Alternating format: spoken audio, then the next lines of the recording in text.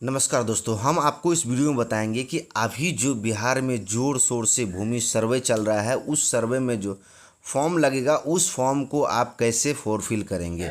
दोस्तों, हम आपको इस वीडियो में सारा कुछ कवर करेंगे कि आपको, ताकि फॉर्म भरने में किसी तरह के गलतियां ना हो, मिस्टेक ना हो और आपको परेशानी का सामना न करना पड़े। दोस्तों, हम इस वीडियो में आपको स्टेप बाय स्टेप लाइव दिखाएंगे कि आपको किस कॉलम में क्या चीज़ अंकित करना है। तो चलिए दोस्तों शुरू करते हैं। शुरू करने से पहले दोस्तों गुजारिश है, अगर आप हमारे चैनल पर न्यू है या पहले भी आए हैं, हमारे चैनल को सब्सक्राइब नहीं किए हैं तो प्लीज़ हमारे चैनल को सब्सक्राइब कर लीजिए और बेल घंटी को दबा दीजिए।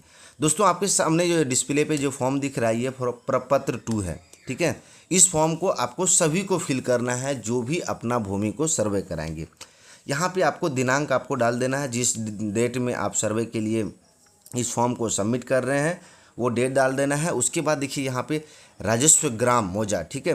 राजस्व ग्राम मौजा में आपको अपना मौजा डालना है, आपका जो ग्राम, जिस ग्राम में आपका भूमि है वो मौजा को यहाँ अंकित करना है। फॉर एग्जाम्पल में जैसे मेरा भैंसधीरा मौजा है तो यहाँ पे क्या करेंगे, भैंसधीरा मौजा को लिख देंगे। उसके बाद उसका हर एक मौजा का एक थाना नंबर होता है, वो थाना नंबर को अंकित करना। जैसे यहाँ मेरा यहाँ पे भैंसधीरा का थाना नंबर 213 है तो हम यहाँ क्या करेंगे, 213 को अंकित करेंगे।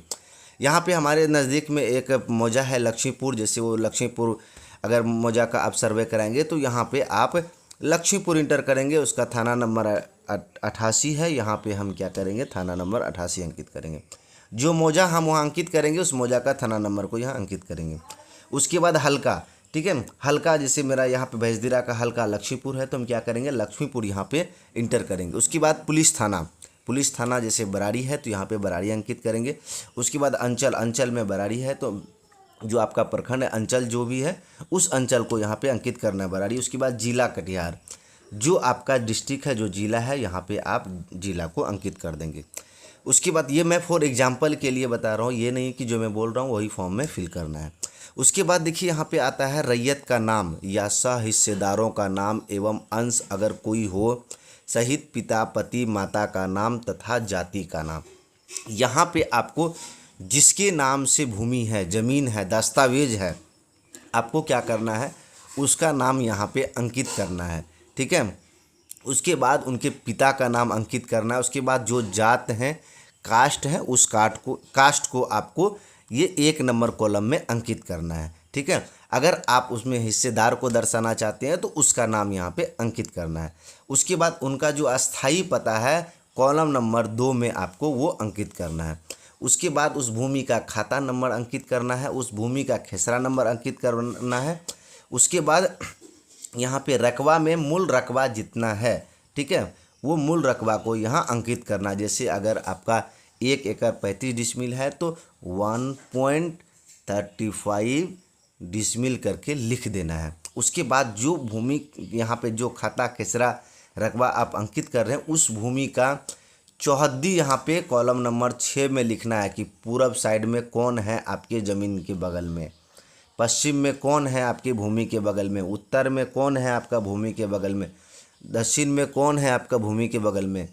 जरूरी नहीं है कि जो दस्तावेज में पूर्व से चौहद्दी अंकित है वही चौहद्दी आप यहाँ लिखेंगे, जो रियलिटी है अभी वर्तमान में उस चौहद्दी को आपको कॉलम नंबर 6 में अंकित करना है। उसके बाद यहाँ पे आता है कॉलम नंबर 7 में किस्म ज़मीन, मतलब आपका जो, उसके बाद शेष छोड़कर लगान, ठीक है, जो आप ज़मीन का जो लगान भरते हैं वो ज़मीन का लगान को यहाँ पे अंकित करना। उसके बाद आपका जो जमाबंदी नंबर है उस जमाबंदी नंबर को यहाँ पे अंकित करना है। उसके बाद आ जाता है कॉलम नंबर 10 में भूमि पर दावा का आधार तथा उत्तराधिकार दान करे बंदोबस्त अन्य। आप जो ज़मीन को जोत रहे हैं, आप जो उस ज़मीन पे उपज कर रहे हैं, उस ज़मीन पे घर बना के रह रहे हैं, या जो वो किस प्रकार से आप उस ज़मीन को दावा कर रहे हैं कि ये ज़मीन मेरा है। अगर आपने सेल परचेस किया है तो आप वो दर्शाएंगे, अगर आपको बंदोबस्ती द्वारा प्राप्त हुआ है तो वो दर्शाएंगे। जैसे यहाँ देखिए सेल परचेस का मतलब हो गया क्रय, आपने खरीदा है या फिर आपको दान में मिला है, जो भी आपको जिस प्रकार से ज़मीन प्राप्त हुई है आप यहाँ पे कॉलम नंबर 10 में लिखेंगे, ठीक है। उसके बाद 11 में अभियुक्ति दर्ज करेंगे, ठीक है।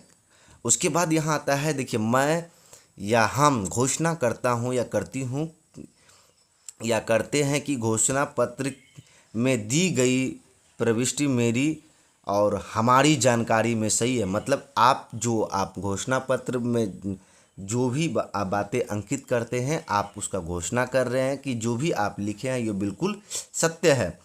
स्व घोषणा में किसी गलत प्रविष्टि के लिए मैं जवाबदेही हूँ या हैं। मतलब अगर आप जो इसमें जो अंकित किए हैं, इसमें अगर किसी प्रकार की त्रुटि होती है तो उसका जिम्मेवार आप हैं, इस चीज़ का आप घोषणा करते हैं। उसके बाद आप यहाँ पे मोबाइल नंबर देंगे, ठीक है। उसके बाद यहाँ पे आधार नंबर देंगे। यहाँ पे मोबाइल नंबर आप चालू मोबाइल नंबर देंगे, आधार नंबर जो आपका आधार नंबर है वो देंगे। उसके बाद स्थान देंगे, उसके बाद तिथि देंगे। आधार नंबर रैयत का आधार नंबर डालना है, ठीक है। जिनके नाम से भूमि है उनका डालना है, या फिर आप उत्तराधिकारी हैं उनका, तो उत्तराधिकारी के नाम से फॉर्म फिल कर रहे हैं तो उनका आधार नंबर यहाँ पे अंकित करना है। उसके बाद रैयत का हस्ताक्षर अंगूठा, जो अगर वो सिग्नेचर करते हैं, हस्ताक्षर करते हैं तो यहाँ पे हस्ताक्षर लिखना है। अगर आप वो अंगूठा देते हैं तो यहाँ पे अंगूठा अंकित करना है, ठीक है। उसके बाद देखिए यहाँ पे स्पष्ट रूप से नोट में लिखा हुआ, इस प्रपत्र को 2 प्रति में दाखिल किया जाएगा। मतलब ये 2 फॉर्म इसमें चाहिए, एक प्रति आवेदक के प्राप्तकर्ता, ठीक है। उसके बाद पदाधिकारी या कर्मी का हस्ताक्षर तथा आवेदन की तिथि एवं क्रम संख्या अंकित कर प्राप्ति के प्रमाण के रूप में लौटाया जाएगा। आप जो ये फॉर्म भरेंगे, या तो आप एक फॉर्म को भर करके 2 फॉर्म को भर सकते हैं, या फिर एक फॉर्म को भर करके आप उसका एक जीरोक्स लेंगे, जिसमें कि फर्स्ट ऑफ ऑल ऊपर में जो क्रम संख्या अंकित है वो आपको जब आप सर्वे में जमा करेंगे तो उस समय आपको क्रम संख्या दे करके, ठीक है। और जो भी पदाधिकारी रहेंगे, कर्मी रहेंगे, शिविर चार्ज रहेंगे, शिविर इंचार्ज रहेंगे, वो आपको इसमें रिसीव्ड करके आपको एक कॉपी आपको दे देगा, ठीक है। इनके साथ दोस्तों आपको दस्तावेज क्या क्या लगेगा, अपना प्रॉपर्टी का जो भी आपके पास दस्तावेज है, जैसे केवाला हो, खतियान हो, परवाना हो, वास्तविक पर्चा हो, ठीक है, उसका एक जीरोक्स लगेगा। उसके बाद आप जो हर एक वर्ष लगान सरकार को पे करते हैं उसका करेंट रसीद लगेगा, आधार कार्ड का जीरोक्स लगेगा, और इस फॉर्म को फिल करके आप सारा कुछ को एक फाइल में अटैच करके आपको सर्वे वाले को देना है, ठीक है। अगर आपका जैसे दादा परदादा के नाम पे ज़मीन है, आप उत्तराधिकारी हैं, तो आपको इनके अलावा एक और फॉर्म को फिल करना है जो मैं अभी आपको बता रहा हूँ। वो फॉर्म है दोस्तों वंशावली का फॉर्म, ठीक है। वो फॉर्म कौन सा है? वंशावली फॉर्म। आप वंशावली को फॉर्म को कैसे फिल करना है, देखिए यहाँ पे सेवा में शिविर प्रभारी, ठीक है।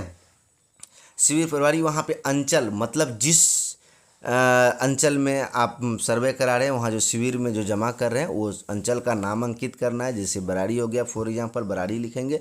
उसके बाद कटिहार डिस्ट्रिक्ट हो गया तो जिला में कटिहार लिखेंगे। उसके बाद विषय में लिखा हुआ है स्वयं की वंशावली समर्पित करने के संबंध में महाशय उपयुक्त विषय के संबंध सूचित करते हुए कहना है कि मैं या हम लोग, यहाँ पे आपका नाम दे देंगे, ठीक है। उसके बाद पिता का नाम दे देंगे, या अगर पत्नी कर रहे हैं तो पति का नाम देंगे, पुत्र जो भी है आप अपना रिलेशन के आधार पे यहाँ पे आपको फॉर्म फिल कर देना है। 1 नंबर 2 3 नंबर जितने भी आप उत्तराधिकार हैं उस ज़मीन का, उनका यहाँ पे नाम लिख देंगे। उसके बाद यहाँ पे पूरा एड्रेस लिखना है और साफ साफ अक्षर में लिखना है।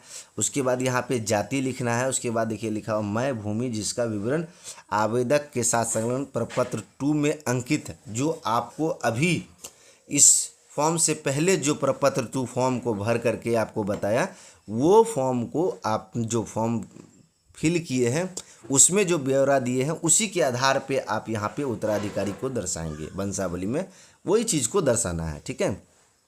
उसके बाद जो अंकित है, उसके बाद स्वर्ग, मतलब जो गुजर गए आपके दादा परदादा जिनके नाम से जमाबंदी रन कर रहा था, वो उनका डिटेल्स यहाँ पे डालना है कि वो स्वर्गीय ये, पिता ये, ग्राम ये, जो राजस्व ग्राम मौजा, मौजा का नाम लिखना है, अंचल का नाम लिखना है, के जमाबंदी में प्रविष्ट थे, ठीक है, कि उसके बाद खतियान में अंकित खाता, जो भी खाता जमाबंदी नंबर लिखने के बाद आपको खतियान में जो भी खाता नंबर लिखा हुआ वो लिखना है, खेसरा नंबर लिखना है, रकबा लिखना है, कितना मूल रकबा है। उसके बाद लगान आपको यहाँ अंकित करना को उत्तराधिकार बंटवारा के आधार पर हित अर्जित किया जाता है। ठीक है, अगर जैसे मान ले आपके दादा के नाम पे ज़मीन है, दादा गुजर चुके हैं, आप 3 भाई हैं, तो तीनों को यहाँ पे दर्शाना है और तीनों को बराबर बराबर रकबा जो आप आपसी सहमति से बंटवारा करके वो चीज़ को यहाँ पे आप अंकित करेंगे। ठीक है,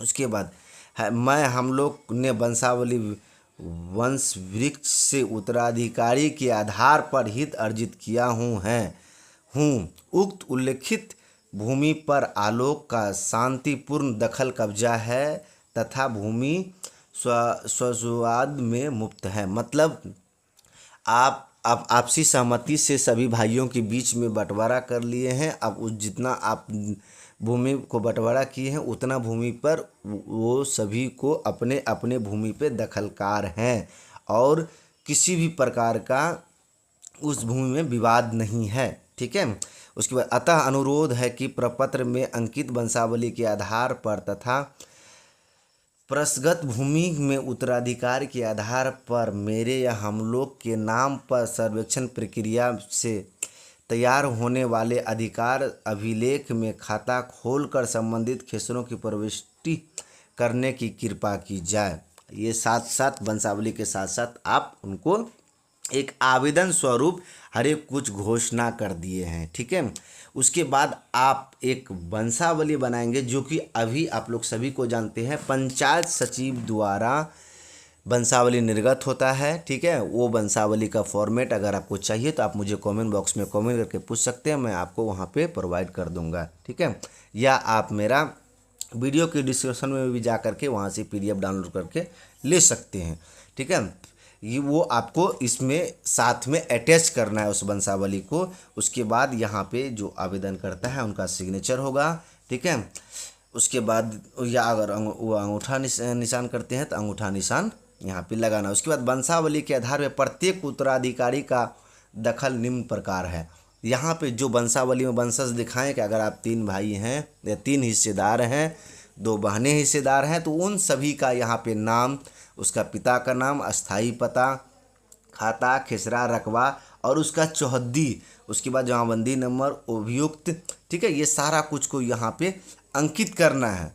उसके बाद देखिए लिखने के बाद यहाँ पे क्या घोषणा है कि मैं या हम लोग का उल्लेखित भूमि पर शांतिपूर्ण दखल कब्जा है तथा भूमि स्वतंत्रवाद से मुक्त है। अतः प्रपत्र में अंकित वंशावली के आधार पर तथा प्रसगत भूमि में उत्तराधिकार बंटवारा के आधार पर मेरे या हम लोगों के नाम पर सर्वेक्षण प्रक्रिया से तैयार होने वाले अधिकार अभिलेख में खाता खोलकर संबंधित खेसरा को प्रविष्ट करने की कृपा की जाए। ठीक है, उसके बाद दोस्तों आपको क्या क्या दस्तावेज लगेगा इनके साथ में वो सारा कुछ यहाँ पे अंकित किया हुआ है। देखिए आपको सबसे पहले खतियान की नकल अगर आपको उपलब्ध है तो, या फिर अगर केवाला है तो केवाला, जिस प्रकार जमीन प्राप्त हुआ है उसका एक छाया प्रति जीरोक्स आपको लगेगा। उसके बाद दावाकृत भूमि से संबंधित दस्तावेज जैसे केवाला, दान पर बंदोबस्त, वास्कित पर्चा, आपके पास जो अवेलेबल है वही देना। ये नहीं है कि 1 नंबर में जो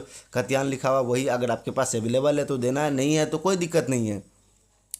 नंबर 2 में दावाकृत भूमि के मतलब आप जो दावा कर रहे हैं भूमि मेरा है तो उसका कुछ न कुछ तो आपके पास दस्तावेज होगा, उस दस्तावेज को यहाँ लगाना। नंबर 3 दाखिल खारिज, आपने जो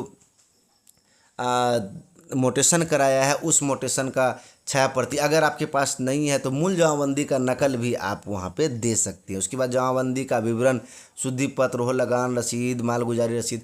उसके बाद जो आपके जमाबंदी का विवरण देना है, अगर आपके पास शुद्धि पत्र है तो वो लगा सकते हैं, वो भी नहीं है रसीद है तो वो लगा सकते हैं। कुछ भी आपको यहाँ पे या तो रसीद या मोटेशन का, दाखिल खारिज का शुद्धि पत्र आपको लगाना है, दोनों में से कोई एक चलेगा। उसके बाद जमाबंदी रैयत का मृत्यु प्रमाण पत्र, आप जो कह रहे हैं कि मेरे दादा परदादा इस दुनिया में नहीं है तो उसका प्रमाण आपको देना होगा। उसके बाद वंशावली आपको लगाना है। उसके बाद अगर साक्ष्य न्यायालय का आदेश, अगर आपको कोर्ट द्वारा ये दिया गया है कि नहीं इस भाई को इतना, इस भाई को इतना ये प्रॉपर्टी दिया जाता है, या कुछ भी कोर्ट द्वारा अगर आपके न्यायालय का आदेश है तो वो आपको इसमें लगाना है। उसके बाद आवेदनकर्ता या हित अर्जित करने वाले का मृतक का वारिस होने का संबंध प्रमाण पत्र, आप उसका पुत्र हैं, आप उसका पोता हैं, इसका प्रमाण पत्र भी आपको देना होगा। उसके बाद आवेदनकर्ता का पहचान पत्र, जैसा कि मैं स्टार्टिंग में ही कह दिया हूँ कि आधार कार्ड, वोटर आईडी कार्ड, कोई भी एक जेरॉक्स कॉपी जो आपका गवर्नमेंट आईडी प्रूफ है वो आपको इसमें लगेगा। उसके बाद अगर अन्य कोई दस्तावेज आपके पास है तो भी आप लगा सकते हैं। उसके बाद आपको यहाँ पे इस फॉर्म का फिर से अंतिम में एक सिग्नेचर या फिर अंगूठा निशान लगा करके सारा दस्तावेज का जेरॉक्स के साथ आपको सर्वे शिविर में जा करके आपको जमा कर देना है। दोस्तों अभी भी आपको सर्वे संबंधित किसी भी तरह की परेशानी या कोई जानकारी रह गया हो तो आप मुझे कमेंट बॉक्स में कमेंट करके पूछ सकते हैं। तो चलिए दोस्तों, भाई को इजाज़त दीजिए। अगर आपको वीडियो अच्छा लगा तो एक लाइक और शेयर जरूर कर दें।